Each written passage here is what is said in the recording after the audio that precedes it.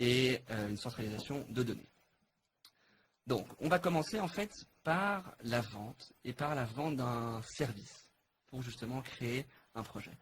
Donc, je ne vais pas rentrer vraiment dans le détail du module vente parce que ce n'est pas le but aujourd'hui. Si vous souhaitez plus d'informations, vous pouvez toujours m'envoyer un mail qui doit être, je pense, dans la description ou alors prendre un rendez-vous. Là, ce qu'on va faire ici, c'est réellement une vente en passant directement par la création d'un devis. Donc, je crée un devis pour un client que je choisis ici. Par exemple, prenons IBM.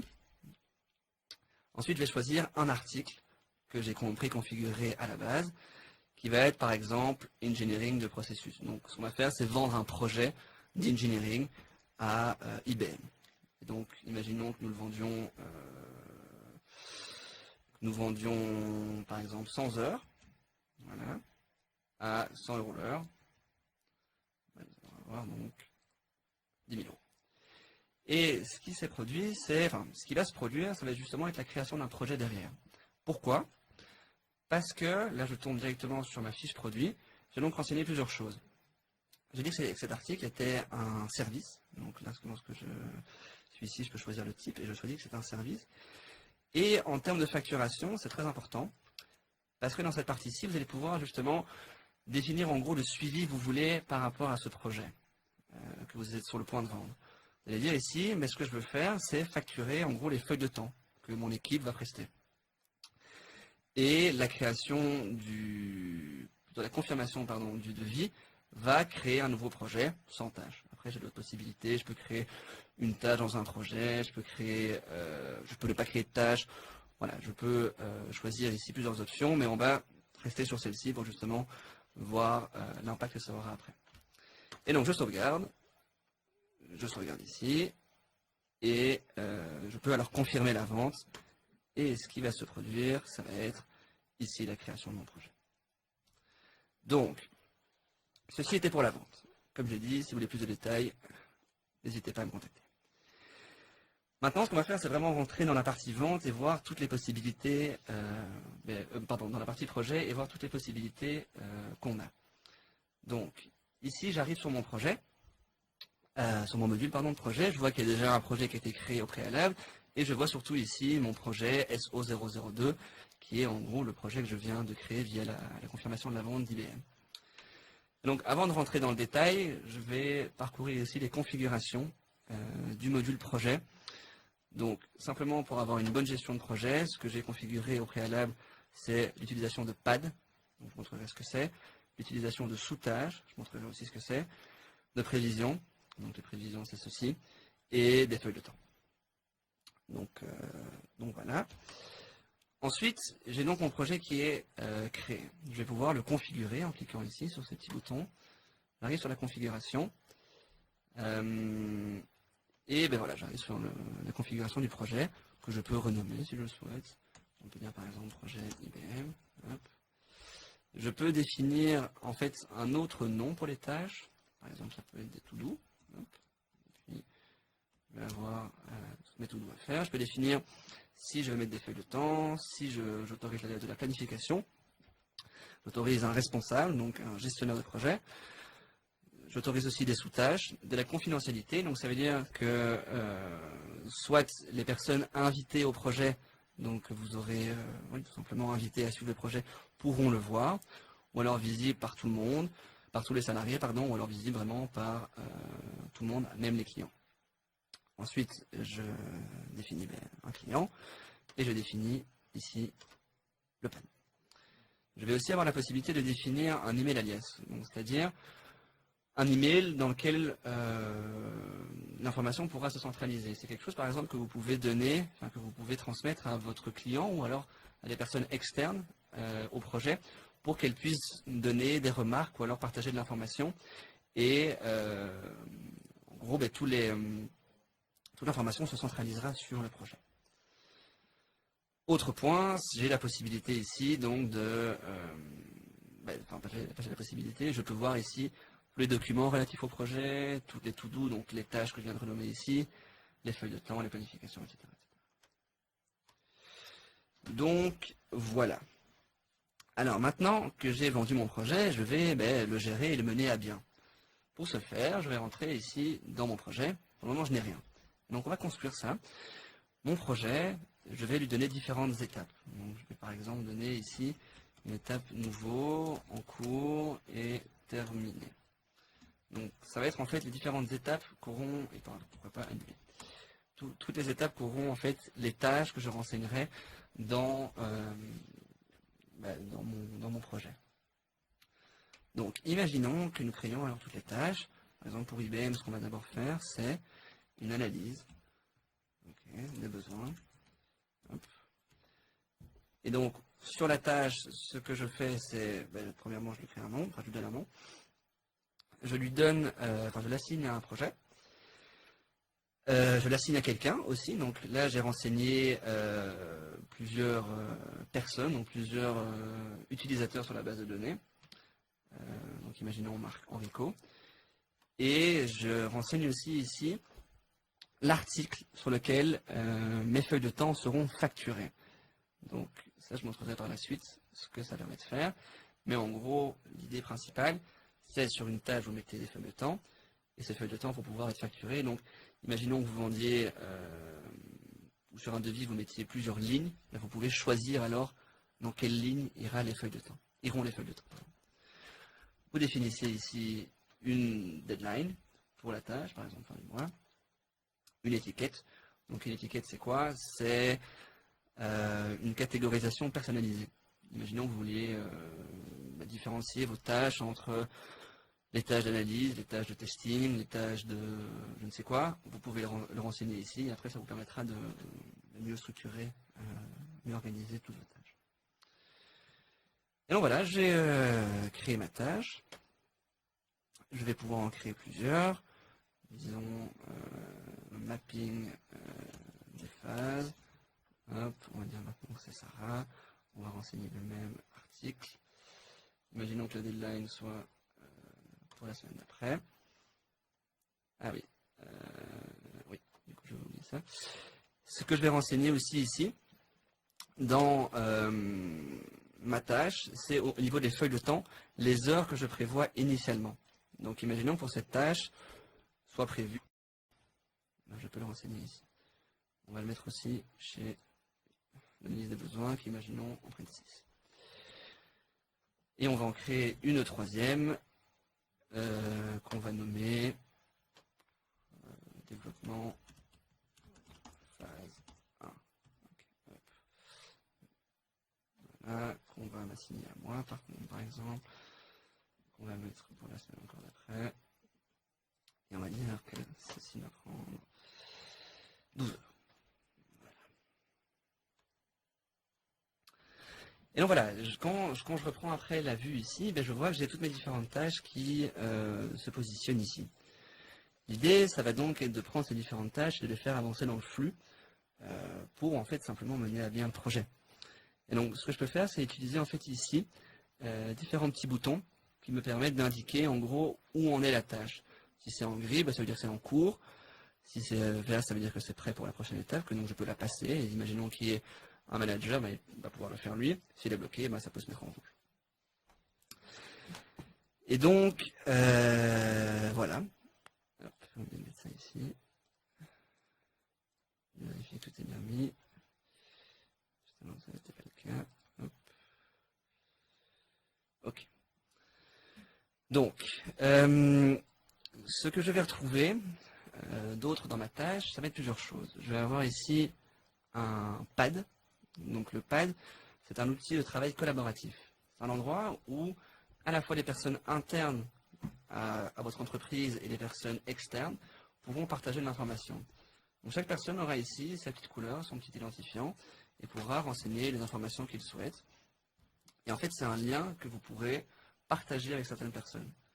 Donc ici, hop, lorsque je le mets sur un onglet, je retrouve le même pad, et donc moi j'ai toujours la même couleur, mais imaginons qu'il y ait d'autres personnes, chacun aura sa couleur, et donc l'échange pourra se faire ici, au sein donc d'une tâche, ce qui permet en fait de centraliser l'information. Donc voilà, ensuite en info supplémentaire, je peux définir de nouveau un client pour cette tâche, un email, et autre point, je peux créer des relations entre les tâches. Donc je peux créer une hiérarchie de tâches. Imaginons que l'analyse des besoins se divise en deux parties. Et bien, je vais pouvoir créer ici ces différentes sous-tâches. Imaginons créer ici une sous-tâche. Donc j'ai le nom ici. Disons partie 1. Hop. Et que ça mette 3 heures. Hop. On va créer encore une deadline. Hop. Et qu'on en crée une autre.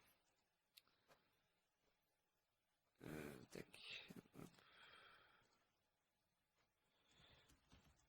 Partie 2 par exemple. Modifier. Tac, tac, tac. Donc ça va mettre 3 heures par exemple. Hop. Hop. Voilà. Donc ce que ça permet principalement, c'est que les feuilles de temps d'une sous-tâche impactent la tâche principale. C'est vraiment ça l'idée et la fonctionnalité principale. Après, c'est aussi d'avoir une relation et donc de pouvoir voir ici les différentes sous-tâches. Et donc, au sein d'une tâche, je vais aussi retrouver une partie qui s'appelle le chatter. Donc le chatter, en fait, c'est quelque chose qu'on trouve partout sur Odoo. C'est vraiment un endroit où on centralise l'information concernant, ici dans le cas précis, sur une tâche, mais après, imaginons que vous soyez en vente, sur une opportunité, sur un devis, quoi que ce soit, ça se centralisera. Et donc, ce qu'on peut faire, c'est envoyer un message directement au client, à IBM, en attachant par exemple des pièces jointes, donc ce que je veux ici. Et puis, ça se... on va mettre un petit mail pour IBM.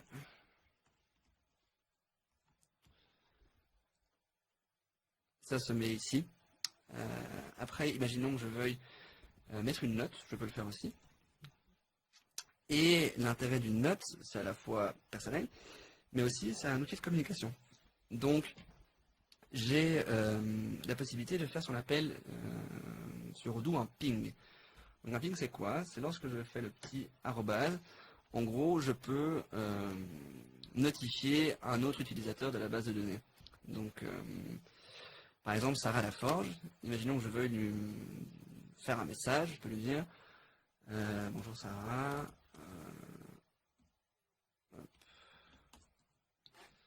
peux-tu regarder le document X et approuver par exemple. Et donc ce qui se passera, c'est que Sarah recevra un email directement dans sa boîte mail professionnelle, liant, ou du moins dans ce mail, il y aura un lien direct pour la tâche où elle pourra cliquer dessus et donc retomber directement sur la tâche. Voilà. Ensuite, le troisième point, c'est ici les activités. Donc, si vous souhaitez justement vous mettre des petits reminders ou du moins vous mettre des tâches dans les tâches, donc vraiment des activités à faire, vous pouvez le faire via les activités. Donc, imaginons que vous souhaitiez dans une semaine, par exemple, on a le 16, le 23, vous souhaitez appeler le client pour faire follow-up sur projet. Hop, ou alors sur cette tâche principale, follow-up sur tâche, analyse. Hop. Et donc ce que vous pouvez faire, c'est le planifier. Et ça se mettra ici, dans votre chatter. Et après, vous pourrez, dans tous vos projets, en gros, voir chaque tâche que vous pourrez faire chaque jour. Ça, je vous montrerai après. Donc voilà, ça c'est pour, je dirais, les tâches et toutes les possibilités qu'on a sur les tâches. Maintenant, l'idée donc ça va être de faire évoluer ces différentes tâches et pour cela on va mettre des feuilles de temps. Donc on va en gros répertorier des heures effectuées. Donc par exemple l'analyse des besoins. Imaginons que, on va plutôt prendre une autre en fait, hop, mapping des phases. Imaginons que voilà, sur les 8 heures prévues, Sarah en fasse le 6 par exemple, elle en fasse 4, ok. Et puis le lendemain, qu'elle en fasse 4 aussi. Hop, le 7. Et donc voilà, je vois ici alors que mon encours vient d'évoluer à 100%. 4 plus 4, 8, correspondant aux 8 heures initialement planifiées. Et donc par exemple, ce que je vais pouvoir faire, c'est le mettre ici en terminé. Après, ce que je vais pouvoir faire aussi, c'est par exemple développement phase 1. Imaginons que Arthur Latour, donc moi-même, et voilà, j'ai commencé à faire 4 le 13, et donc je vois que je suis à 33%. Et je peux le mettre par exemple en cours. D'accord. On va encore en faire une. Par exemple, partie 2 ici. Donc, on va pas prendre celui-là, on va prendre celui-là. Partie 1, hop. On va prendre lui. 3, tac. On va dire que ça a été fait. Hop. Voilà. Donc voilà, je vois alors que mon projet évolue, je bouge mes différentes tâches. Je vais donc avoir la possibilité de voir mon projet sous plusieurs manières. Je peux le voir ici premièrement dans la vue qu'on appelle Kanban, donc avec chacune des différentes étapes. Mais après, si je le souhaite, ce que je peux faire, c'est avoir une vue liste. En gros, vous avez donc ici une liste avec chacune des différentes étapes. Donc j'ai toutes les nouvelles tâches, pardon. Toutes celles qui sont en cours, toutes les terminées. Et puis si je souhaite regrouper avec encore une caractéristique, je peux par exemple dire voilà, par personne. Donc je peux voir Marc Enrico, tout ce qu'il a comme tâche, Sarah Laforge, tout ce qu'il a, Arthur Latour, tout ce qu'il a. Je peux grouper par vraiment tout ce que je veux. Donc à savoir ici l'échéance si je le souhaite. Hop, et donc je peux voir pour novembre ce qui doit être fait, pour décembre, etc. Donc voilà, ça c'est assez pratique, parce que vous avez non seulement donc une vue un peu plus carrée, structurée, et surtout vous avez en fait, imaginons que je prenne ici par étape, et vous avez chaque fois en fait une vue sur l'avancement. Le petit carré, enfin le vert vous montre en gros où est-ce que vous en êtes dans la tâche, si c'est terminé, si c'est en cours, etc. Vous avez aussi une vue calendrier, qui est assez pratique, parce que vous pouvez voir donc, toutes les deadlines de chacune des tâches, donc tous les jours limites, par tâche, et puis par personne, etc. Vous pouvez voir par semaine, par jour, etc. Vous avez aussi une vue qu'on appelle pivot, qui est en tableau croisé dynamique. Donc ça, j'y reviendrai par la suite quand je ferai vraiment un point sur les statistiques qu'on peut sortir des projets et toute l'analyse qu'on peut faire. Idem ici pour les graphiques. Donc voilà, ça c'était tout pour ce qui concerne la partie des tâches, donc vraiment la gestion journalière des tâches, la gestion des feuilles de temps. Donc les feuilles de temps, je pourrais aller plus en détail, par exemple en vous expliquant la partie liée au reporting financier des projets. Par exemple, chacune des personnes peut avoir un coût horaire par feuille de temps, et donc vous pouvez avoir un compte analytique par projet. Donc s'ils sont intimement liés, mais c'est deux sujets quand même différents, je ne rentrerai pas dans le détail, donc encore, si vous voulez plus d'infos, n'hésitez pas. Donc, ça c'est pour tout ce qui est gestion journalière, vraiment des tâches et toutes les possibilités des tâches. Maintenant, ce que je vais avoir comme possibilité, et qui est très importante, et qui est un peu aussi le thème central de ce webinaire, c'est la planification. Donc vraiment faire des prévisions de ressources, tout simplement. Donc, ce que je dois faire, en fait, c'est aller dans ma configuration et définir ici en planification une date de début et une date de fin. Donc, imaginons on commence le 1er novembre, le projet, et on termine le 29. Hop, voilà. Je peux maintenant affecter différentes personnes par tâche en termes d'heures. Donc ce que je vais faire, c'est vite en créer une nouvelle, comme ça sera un peu plus clair. Imaginons que ça soit terminé, ça soit terminé. On crée une nouvelle qui va être développement phase 2. C'est dans une continuité. Donc on va simplement la configurer. On va dire que celle-ci prend 20 heures, parce qu'elle est très longue. Hop. Voilà. Novembre. Hop. Et donc, ça soit là. Voilà.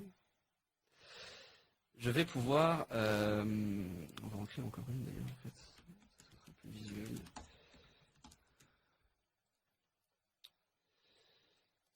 Hop. Hop.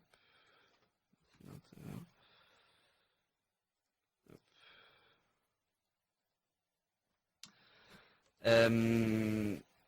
Voilà, donc ce que je vais pouvoir faire en fait, c'est créer des prévisions pour chacune de ces tâches. Donc j'ai plusieurs moyens de le faire. Je peux le faire directement sur la tâche ou alors sur le projet, comme vous l'avez vu lors de la configuration. Donc ici, allons là, pour faire simple. Je peux ajouter une ligne et dire, voilà, je veux que mon employé X, imaginons Sarah Laforge, donc pour le projet IBM, la tâche phase 2, mais travaille, disons, sur la semaine du 4 jusqu'au 8, je souhaite qu'elle travaille 8 heures, c'est-à-dire 2 jours, pardon, un jour plutôt. Voilà. Et donc, ce que je vais avoir ici, ben, c'est le nombre d'heures planifiées, le nombre d'heures effectives et le pourcentage de temps. Ça, j'y reviendrai par la suite. Le pourcentage de temps, ce que c'est, vous définissez en fait un temps de travail par employé, par exemple 40 heures semaine, ce qui est le cas ici. Et donc, ça va calculer le ratio du temps occupé par rapport à l'heure que vous avez planifiée. Donc ici, 8 sur 40, ben, ça fait 20%. Voilà. Imaginons qu'on en fasse une autre pour la tâche numéro 3, avec cette fois-ci Marc, pour la même semaine. Boum. Et boum. Imaginons que là ce soit 16 heures, 2 jours, on aura 40%. Donc voilà. Et donc j'ai toutes mes différentes prévisions qui sont effectuées. Et si je veux avoir une consolidation de toutes ces prévisions, donc par projet, par tâche, par utilisateur, où je dois aller, ben, c'est ici, tout simplement. Donc ce que je peux faire, c'est avoir deux vues. La vue Gantt est la plus intéressante parce que c'est la plus visuelle. Et donc vous pouvez voir par utilisateur toutes les différentes prévisions. Donc lorsque je clique ici pour voir le détail, ben, je vois ici, j'avais déjà fait des prévisions auparavant, donc j'ai à la fois pour le projet IBM et pour le projet client 1, je vois ici toutes les différentes prévisions. Donc ce que je peux voir, c'est par exemple ici les 20% que je viens de créer pour Sarah Laforge, qui était de 8 heures. Ici, hop, pareillement ici pour Marc Enrico. Et puis là, je peux voir alors que j'ai d'autres prévisions effectuées avant. Et puis chaque fois ici, j'ai une consolidation aussi. Imaginons, je crée une autre prévision qui soit en même temps, mais ça va simplement s'additionner ici en vert. Imaginons j'ai un autre 20%, mais ça fera 40% ici. Donc voilà, ça c'est pour les prévisions. Vous pouvez les voir par utilisateur ou alors par projet. Même chose, simplement, au lieu d'avoir les utilisateurs ici, j'ai mes projets. Et j'ai en gros tout ici. Mais voilà, vous voyez ici par exemple que pour le projet IBM, au cours de la même semaine, ce que j'ai, c'est 20% de Sarah Laforge et 40%, donc j'ai un 60% ici. Donc voilà. Ça c'est pour les différentes prévisions. Maintenant, je vais parler de tout ce qui concerne la partie, je dirais plutôt reporting, à la fois ici et sur les projets tels quels. Donc depuis la V11, on a développé un outil qui est assez intéressant, qui est en fait la vue d'ensemble, l'overview. C'est quoi? C'est en fait un tableau qui me permet d'avoir une vue simple, rapide, sur toutes mes tâches, sur toutes mes feuilles de temps, tout ce que j'ai facturé et voilà, mes prévisions aussi. Donc ce que je vais avoir, c'est premièrement ici une colonne concernant mes timesheets. Donc j'ai toutes mes feuilles de temps que j'ai effectuées sur ce projet. Après, ce que j'ai, c'est deux types de feuilles de temps. J'ai des feuilles de temps que je facture et d'autres que je ne facture pas. Celles que je facture, je le renseigne sur la tâche, justement l'article que je veux facturer, souvenez-vous. lorsque je vais ici, je renseigne l'article du bon de commande qui est Engineering Processus. Donc lorsque je renseigne ceci, toutes les feuilles de temps se mettront alors dans la partie facturable. Ok. Alors, hop. Ensuite, j'ai un ratio entre les feuilles de temps facturables et non facturables. Ici, j'ai tout facturé. Et puis, ici, j'ai ma rentabilité donc, du projet. À savoir toutes mes feuilles de temps que je dois facturer. Donc, pour 1500 €. Souvenez-vous, on avait vendu 100 heures à 100 €. Donc, ben, j'en ai fait 15 à 100 €. Donc, ça me fait 1500. Et j'ai un coût par feuille de temps que j'ai renseigné sur mes fiches employées. Ça, j'en parlerai maintenant. Et puis après, j'ai un total. Donc, qui est simplement ce que je peux facturer moins ce que ça m'a coûté. Donc, à savoir les feuilles de temps. Alors maintenant, je vais vite faire une petite parenthèse sur les ventes. Lorsque je vais sur ma vente que j'ai effectuée par le passé, ben, je peux voir cette fameuse 15 heures que je viens de prester. Donc, ils sont toutes les feuilles de temps que j'ai là renseignées dans mon projet. Donc, je peux le voir ici, j'ai mes 4 feuilles de temps pour l'analyse des besoins, le développement, le mapping, etc. Donc, en tout, ça me fait 15 heures. Et ce que je peux faire, c'est créer ma facture pour ces 15 heures. Donc, je crée la facture, j'affiche et je crée la facture. Elle est ici, donc 15 fois 100, 1500. Je la valide. Après, j'enregistre le paiement si je veux, etc. Et lorsque je retourne sur mon projet, sur la vue d'ensemble, je vois que ce n'est plus passé c'est passé du moins de facturer, de à facturer à facturer. Celles-ci ont été réellement facturées.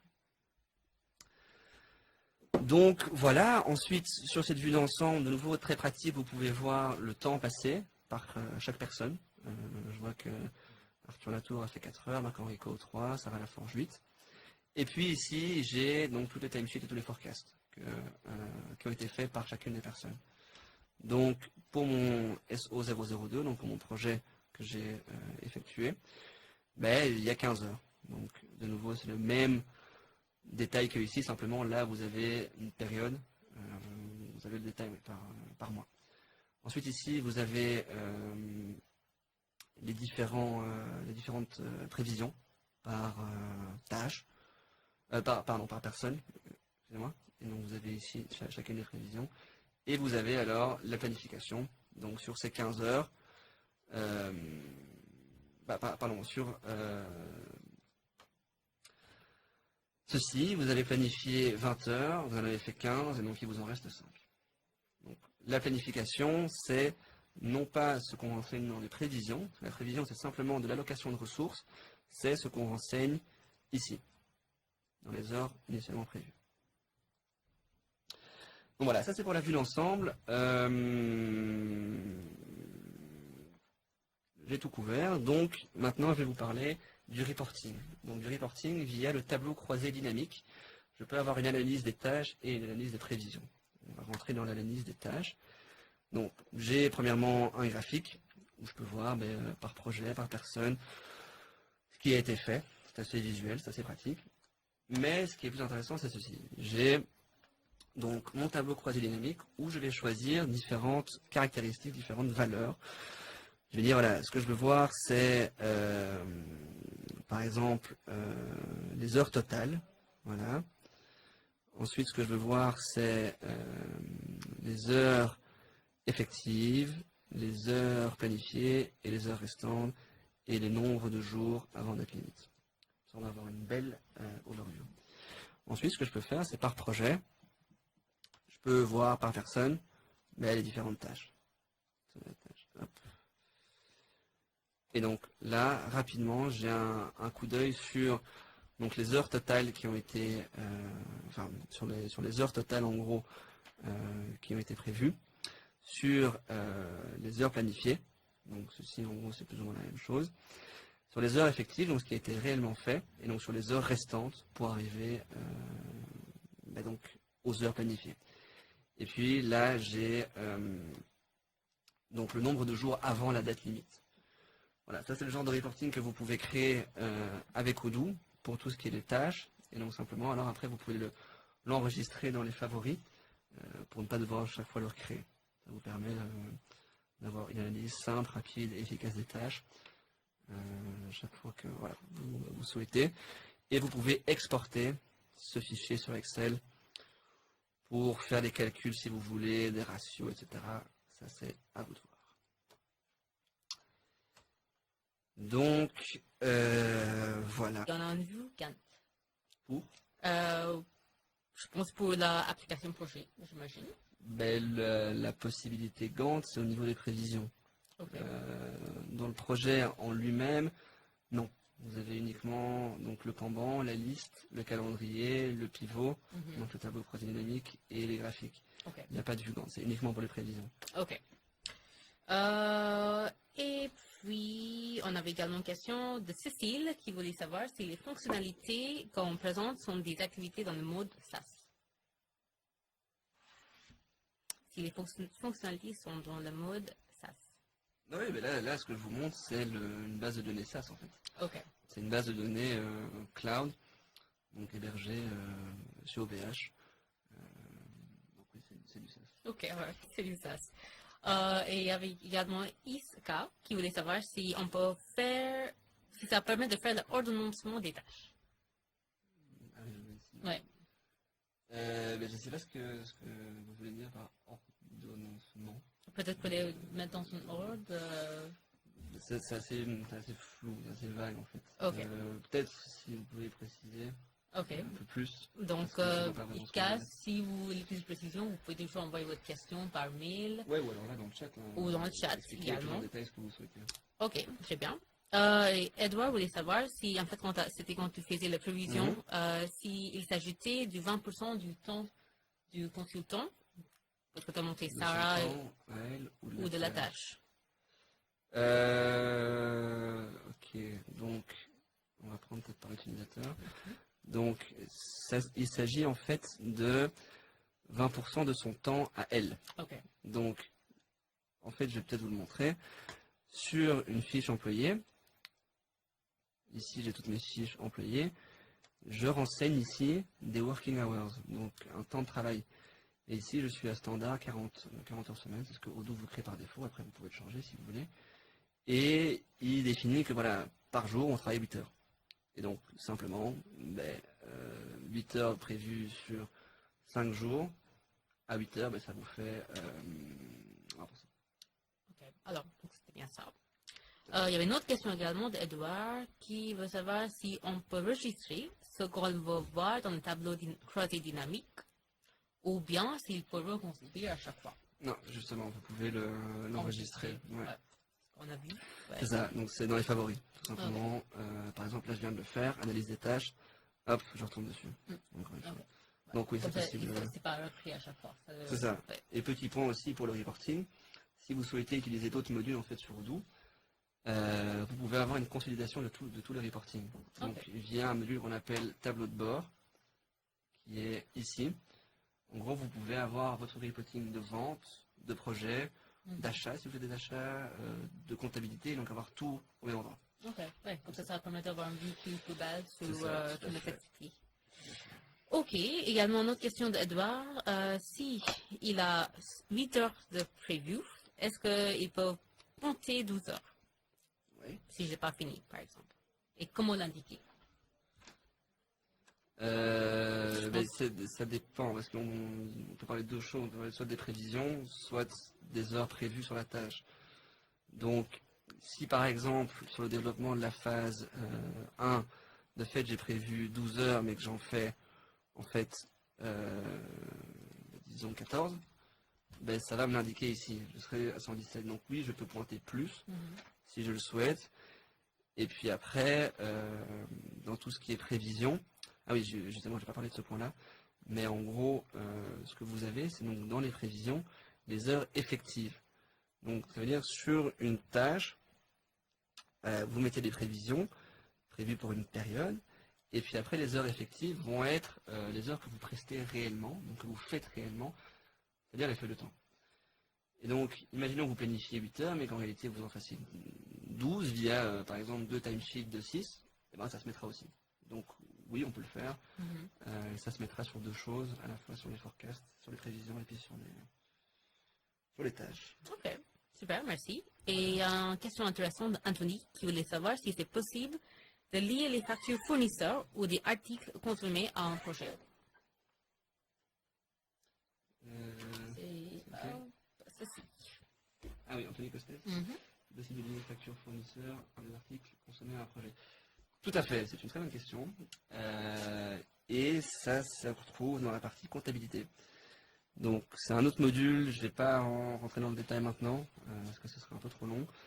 Mais en gros, l'idée de base, c'est vous avez vos projets, et chaque projet en comptabilité peut créer un compte analytique, dans lequel vous allez répertorier des factures fournisseurs, des factures clients et des timesheets. Donc factures fournisseurs et timesheets seront considérés comme des coûts, et factures clients seront considérés comme des revenus. Et donc vous pouvez faire en fait une analyse de la rentabilité du projet, en répertoriant justement toutes ces différentes données. Donc oui, c'est possible, mais malheureusement, c'est pas le sujet du webinaire. Ok, ça marche. Peut-être pour le prochain webinaire La alors. prochaine fois. Ouais. Ok. Et puis, une autre question également pour Didi Prudhomme, qui veut savoir s'il travaille au forfait, comment il peut comparer le montant facturé par rapport à la valeur de heures réellement prestées sur le projet.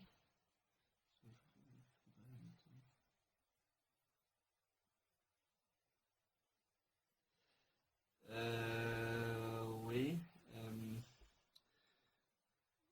Montant donc facturé par rapport à la valeur. De nouveau, c'est ce que je viens de dire en fait. C'est ce compte analytique. C'est-à-dire, ce que vous allez faire, c'est facturer vos heures. Donc, comme je vous l'ai montré dans la présentation, vous mettez vos différentes feuilles de temps. Imaginons que je vais en mettre encore une petite ici. Hop. Ça, je vais pouvoir la facturer. Tac. Tac. Ça à la forge. 10 heures. Voilà. Et ben, je vais avoir 10 heures en plus que je vais pouvoir facturer. Donc, mes 10 heures en plus, je les facture ici. Je vois ici maintenant que j'en ai 15 facturés, j'en ai livré 35, donc je peux en faire 20 et je peux les facturer ici. Et de nouveau, en fait, c'est le même point. Ce que vous allez dire, c'est renseigner un compte analytique sur la facture. Ici, il n'y a pas cette possibilité parce que ça requiert de la comptabilité. Et donc, vous allez renseigner ici la valeur, en gros, que vous facturez, donc à savoir le prix fois le nombre d'heures, donc c'est vraiment ce que vous facturez. Donc, vous le validez. Et puis après, vous aurez en fait une partie de comptabilité justement de vos heures à vous et du coût que vos heures ont. Et donc, simplement, il y aura le prix de vente de vos heures moins le coût de vos heures, et ça vous donnera en fait la différence et donc la comptabilité. Et donc, ça peut aussi aider pour les gens qui sont en prestation. Tout à fait. Ok. Donc, question de OCC, qui veut savoir si on peut automatiser l'évolution des tâches. Je suppose par automatiser, personne ne veut dire la faire passer d'une étape à l'autre, à mon avis. Non, c'est manuel. Ça pourrait être fait, mais ce serait alors au-delà du standard de Odoo, ce serait du développement. Mais c'est possible de faire, ça a juste un coût en plus, parce que ça demande du travail. Parce que c'est quelque chose d'assez personnalisé. C'est ça, tout à fait. Ok, et une autre question de Cécile qui veut qu'en fait, est-ce que tu peux préciser en 2 mots la différence entre planification et prévision? C'est la même chose. C'est la même chose. Okay. Planification, après c'est vrai que je suis d'accord que les termes de fait il y a 2 termes différents ici, il y en a un qui est planification et l'autre qui est prévision, mais au fond c'est la même chose. Vous planifiez des ressources sur un projet, et puis vous voyez toutes les prévisions. C'est vrai que ça pourrait être intéressant de nommer ici planification pour que ça soit plus cohérent, mais c'est la même chose. Okay. Donc le but est le même. Oui, c'est ça, ça fait la même chose. Ok, donc si vous avez d'autres questions, n'hésitez pas à les poser. On est là encore pour une quinzaine de minutes. Sinon, est-ce qu'on a d'autres questions qu'on a ratées avant? S'il n'y a pas d'autres questions, ce que je peux peut-être faire, c'est parler alors de cette partie de comptabilité. Si on a ok, ouais. Si tu veux. Je vais l'installer alors. Parce que de fait, c'est très intéressant et ça montre la valeur ajoutée de Odoo, à savoir l'intégration justement des différents modules. Donc, là, je viens d'installer la partie de comptabilité qui est reprise sous le nom de facturation. Donc, facturation ici. Et j'ai ma compta ici, et ce que je peux faire en fait, c'est gérer ce qu'on appelle des comptes analytiques. Donc pour cela, je vais aller les configurer ici, compte analytique. Hop. Et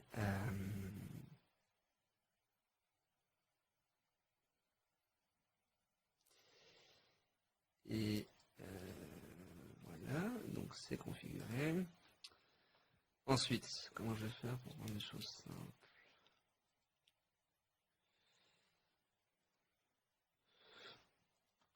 Je vais peut-être refaire vite un projet. Donc, je recrée vite un projet et je vais mettre des articles dedans. Donc, imaginons qu'on va y vendre 100 heures, encore une fois. Bon, ce coup-ci à 80 €. Hop. On sauvegarde, on confirme. Et donc, ce que j'ai, c'est ma création de mon projet. Ensuite, ce que je vais pouvoir faire, c'est au sein de mon projet, de nouveau, créer mes différentes tâches. Hop. Par exemple, une tâche 1. Voilà. Hop. Hop. Et l'autre tâche, tâche 2. On va pas chercher très loin. Hop. Voilà. Hop. Voilà. Donc, là, ce que je vais vous montrer, c'est comment justement répertorier différents coûts et différents revenus sur un projet. La première manière de répertorier des coûts, c'est via les feuilles de temps. Donc, comme je vous l'ai dit, chaque employé va avoir un coût horaire de feuille de temps. Et donc, vous le définissez sur sa fiche, dans les paramètres de ressources humaines. Vous avez donc ici un coût de la feuille de temps. Par exemple, pour Marc Henrico, j'ai mis 40 € de l'heure, et ici 50 € de l'heure pour Sarah Laforge. Et donc, imaginons que je fasse, ou du moins que les différents employés ici fassent 5 heures et 5 heures pour Sarah. Voilà. Je vais avoir 10 heures. Et donc, ce que je peux faire aussi, c'est facturer ces heures. Donc, c'est ce que je vais faire pour le moment. Et justement, je vais les associer à un compte analytique pour avoir, encore une fois, la vue sur les coûts et les revenus. Donc, ligne facturable.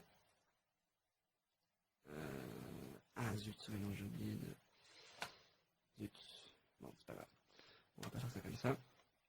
On va le faire autrement. Donc, dans mon projet, j'ai la possibilité donc de mettre des feuilles de temps, et puis j'ai la possibilité de créer des factures. Donc, je peux créer des factures directement sur un devis, bon de commande, ou alors ici dans mon module.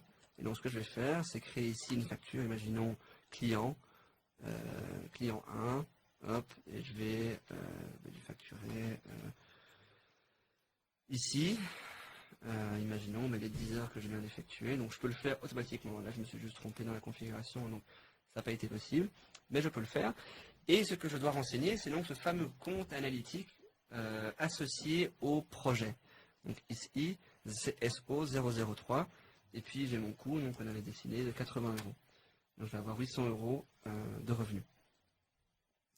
Après, je peux faire la même chose en termes de facture fournisseur. Donc imaginons que j'ai des sous-traitants, ou que je dois acheter des articles pour on va écrire fournisseur 1 pour un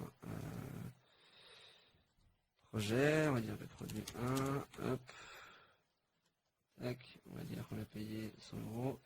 Et de nouveau, je renseigne le compte analytique. Hop, donc j'aurai ici 100 €